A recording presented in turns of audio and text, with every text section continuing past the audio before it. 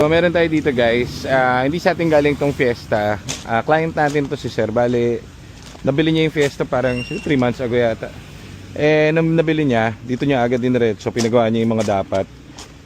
So, nagawa naman yung pinapagawa niya, reserve tank, bumili siya nito. Ito lang pinalitan namin dati. Pero in-advise siya ng mechanic namin na palitan na yung mga radiator and everything sa cooling system niya.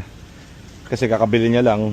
And yun nga, nagkaroon ng problema. Ayan o, tignan niya yung itsura ng kanyang nabili niyang coolant tank ko. Coolant tank tuloy. Radiator. So in-advise mo na to dati na palitan to. Ilang months na sa kanya to?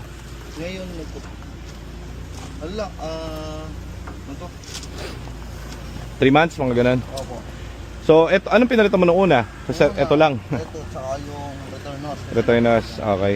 So, nabili ni Sir to sa labas. Nag-overheat siya?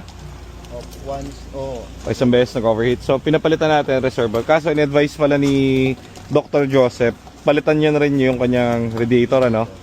So, ngayon, bumalik si Sir. Mapapalitan niya na. Ito, tignan niyo naman itsura, oh. So, ito yung sinasabi ko na pag hindi ka naman minamaliit yung sa marketplace. Meron, sabi ko nga 50-50. Meron kayo makaka-jackpot kayo dyan, minsan man hindi.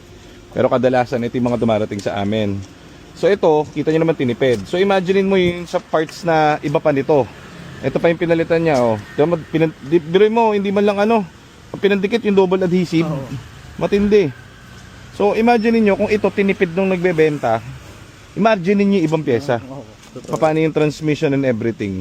Magkano pa ginastos niya yung suspension? 52,000. 52,000 saan? Wag na, huwag mo sabihin. Sa ibang So, ngayon 52,000. Imagine mo yun, kapag nakabili ka sa amin ng ganito, Fiesta na ganun, lahat yan tapos na. Wala ka nang intindihin bago lahat to. Lalo transmission. Lalo na. Di ba? Trani tayo. So sayang ko nabili ni Sir dito to. Basta yung tao na si Sir. Zero gasto siguro. Sabi niya nga. Anyways, gawin natin yung dapat gawin doon sa sakyan niya.